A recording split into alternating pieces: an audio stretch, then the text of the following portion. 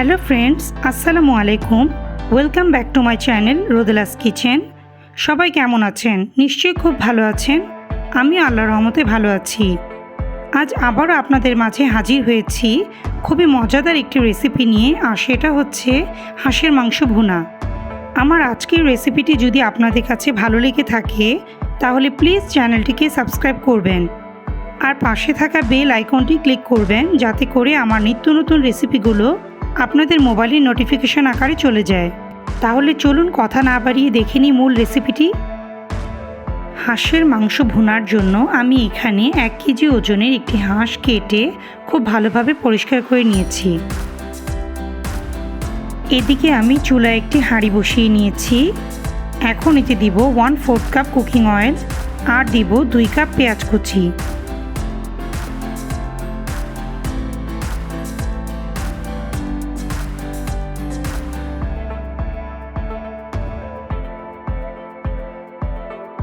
পেঁয়াজ হালকা লাল হওয়ার আগ পর্যন্ত এটাকে ভেজে নেব।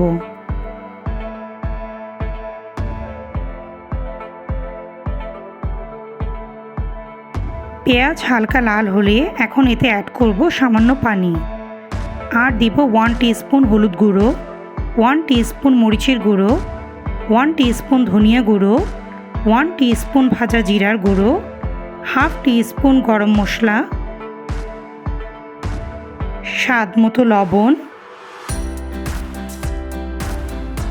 1 টিস্পুন রসুন বাটা, 1 টিস্পুন আদা বাটা, 5 থেকে 6টি এলাচ, 3 টুকরো দারুচিনি। এখন মশলাটিকে খুব ভালোভাবে কষিয়ে নিব।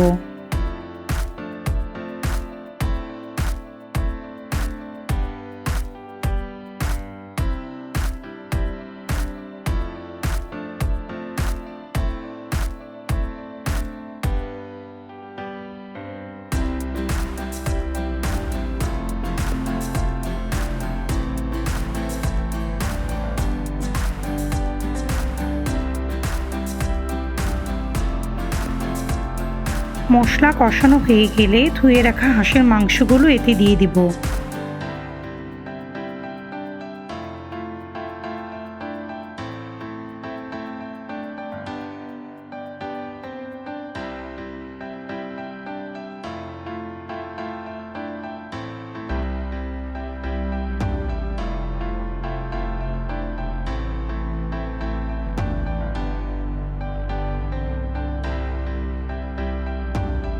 এখন এটাকে ঢেকে প্রায় 15 থেকে 20 মিনিটের জন্য খুব ভালোভাবে কষিয়ে নিব। মাঝে মাঝে ঢাকনা উঠিয়ে একটু ভালোভাবে নেড়ে নেব।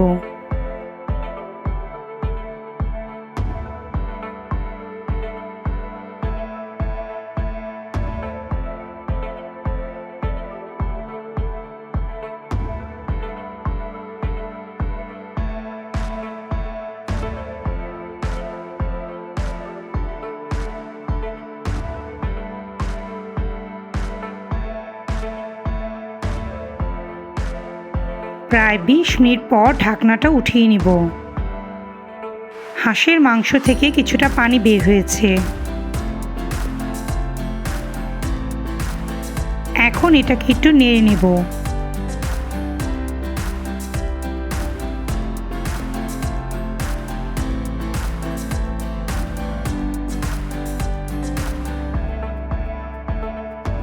এখন এতে 2 কাপ পানি অ্যাড করব। হাঁসের মাংস সাধারণত কিছুটা শক্ত হয়, তাই পানি অ্যাড করেছি এটাকে খুব ভালোভাবে কুক করার জন্য। এখন এটাকে ঢেকে প্রায় 40 মিনিটের জন্য খুব ভালোভাবে রান্না করব।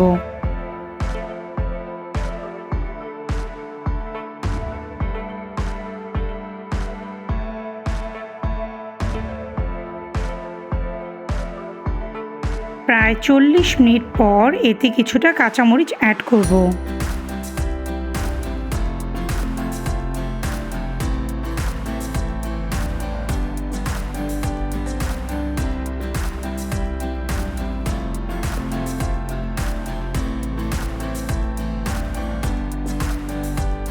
এটাকে এখন প্রায় 5 মিনিটের জন্য ঢেকে রান্না করব।